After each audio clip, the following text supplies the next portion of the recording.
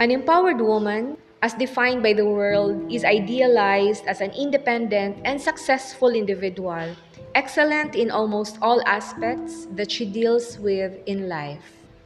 From this idealization, it would seem that she is the kind of person who will always have a solution to every problem. A woman with a strong and firm grip on the reins, ready to swerve past every possible stumbling block that comes her way. Whenever we talk about women empowerment, we would normally hear of a woman who rises up to defy the odds and show the world that she can keep up with the achievements of men, and oftentimes even surpass them.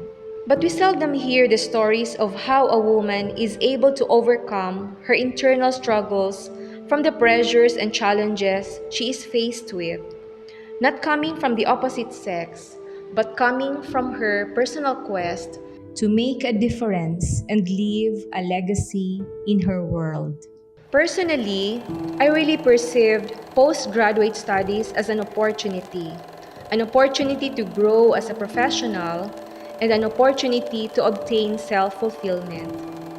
I believed na once nakuha ko na ang aking doctorate degree, it would mean getting the key that unlocks an inner confidence that I've never had before in myself. This inner confidence, I believe, will remove that urge to prove oneself. I thought that once I am able to finish the journey, I would have proven myself beyond anything I ever did in the pursuit of my professional fulfillment. And so, I worked to earn my opportunity in becoming a doctor in civil engineering. That time when I submitted my application sa MSU-IT, I learned that I was not able to qualify for the doctor in engineering program because my master's degree was in arts, major in engineering education. And so after evaluating my credentials, I had to enroll 9 units in the MSCE program plus the thesis writing pa. From the time I enrolled in the MSCE program until the DEng program, I was on a study leave so that I can focus on my academics. I tried conditioning myself for the burdens that were to come, but they came unlike anything I've ever imagined. Yung sleepless nights, given na yan, mas pina-intense pa actually. But the struggle became more real to me when I have episodes of separation anxiety. On top of that, my things were washed away by Typhoon Sendong kasi yung dormitory namin is nalubog sa putik and tubig. Thankfully, nakauwi na ako when it happened. Ultimately, those factors in addition to the stress hindered me from finishing my dissertation on time. I decided not to extend my study leave and came back to NDDU while still being enrolled in my dissertation writing. Ayoko kasi magpa-extend, kaya lalo na ako mahiya if di ko pa rin matapos by the time. So I had to work from Mondays to Fridays, travel to Iligan by Friday evening, and then come home to Gensan by Sunday. And I did that for more than a year. Nung nag-work na ako balik sa NDDU while finishing my dissertation, I remember being told by somebody back then na baka maparehas ka lang kay ganito, ganyan. Di niya natapos ang doktoral niya kahit nauna pa siya sa'yo. At first, I didn't know how to react. Maybe that person meant well and was only concerned for me. But somehow, I felt deeply impacted on the inside. To be honest, I was already going through more than what I could handle.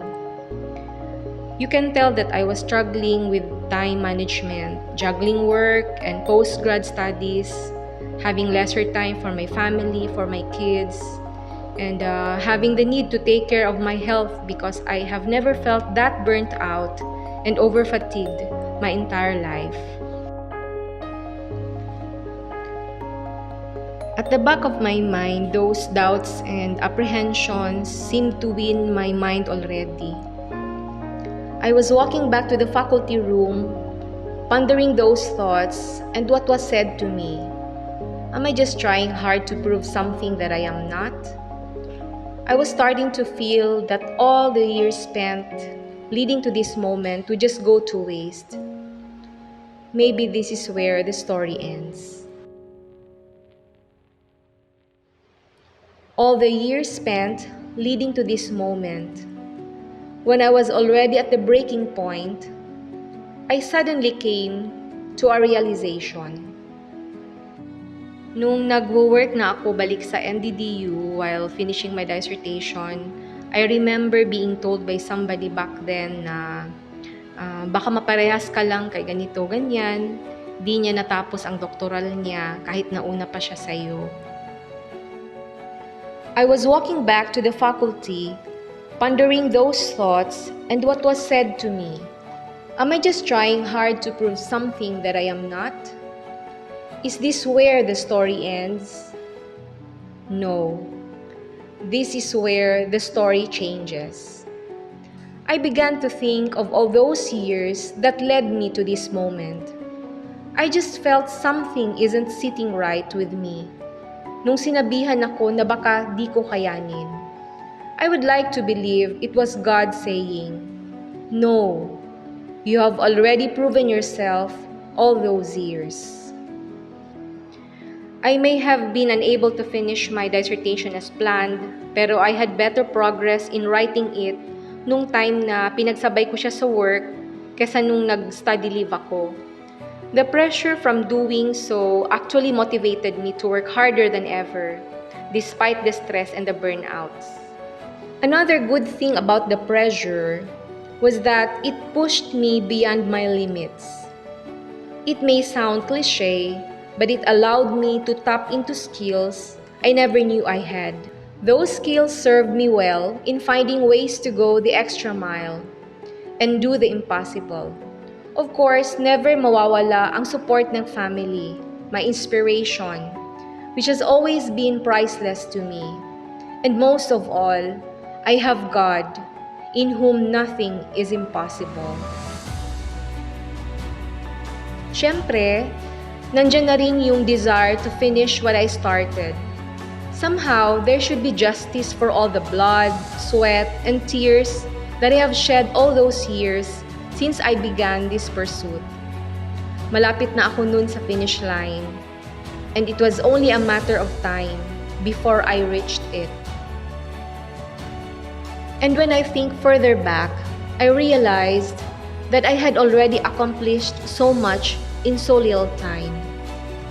Yes, that burden of needing to enroll 9 units in MSCE because I was initially denied enrollment in the doctorate program was already my test.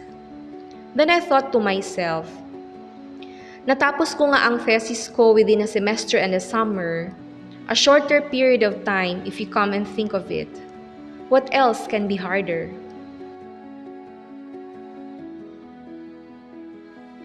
I realized I have nothing to prove, and as they say, the rest was history. Looking back, akala ko mahahanap ko yung inner confidence once I finished that postgraduate journey. Turns out, I was wrong. I realized that I already found that inner confidence in the journey itself, and not in the finish line. What I thought were my greatest struggles turned out to be my greatest success. Unknowingly, I believe God has taught me how to be unstoppable. So why will I stop now? And so, an empowered woman, in my own definition, is someone who is dependent on God. She may be unsuccessful at times, but she will look out for the excellence in those failures, always willing to learn and unlearn as well. She may not have the solution to every problem, but she is a woman who is not afraid to loosen the reins and be able to stand up tall and proud when she stumbles and falls. This, I believe, is the real empowered woman.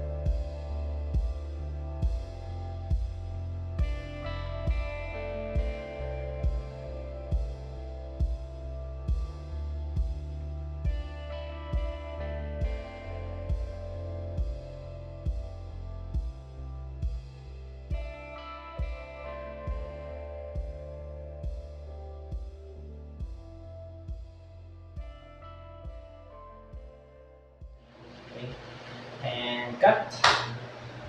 And ma'am, thank you so much for the time and the effort. Hindi talaga ako mag-cut sa'yo. Give ka talaga, like, wow. Give your all. So, ano na ma'am, can I ask I would just like to ask, kumusta po ang experience ng the whole process of this short film? Okay, so actually, parang ako yata ang kailangan magpasalamat sa iyo because sometimes life is really, or oftentimes, if I may say, life is full of challenges and let us say na parang meron akong mga encounters lately na parang I don't feel good about myself, and then I was also diagnosed with clinical anxiety. So I am at the stage of recuperating, but this activity actually helped me and remind me again of my worth, tsaka kung ano yung mga na-accomplish ko in the past, because sometimes, because of unpleasant experiences, human as we are, we tend to forget our worth and we forget our capacity, and our value. So this experience with you is actually an eye-opener for me, and it's a go signal. It's time for me to move forward, not just to move on, but to move forward and be more thankful for all the graces and blessings God has bestowed me in the past years. So, Roy, Yes. thank you so much. Thank you so much din po, ma'am.